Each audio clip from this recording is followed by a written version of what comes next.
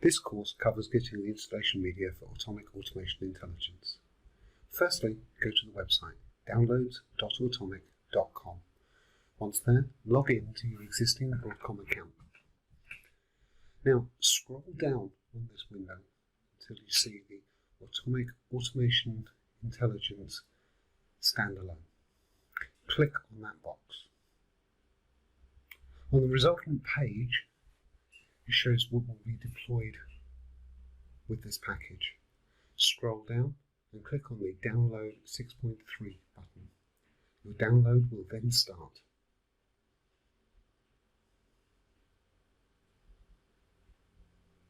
After the download is complete, if you open the zip file, you'll see that it contains everything you need to do to install and use Atomic Automation Intelligence, including the installers for Windows and Linux, as well as all of the documentation. Thank you very much for your time.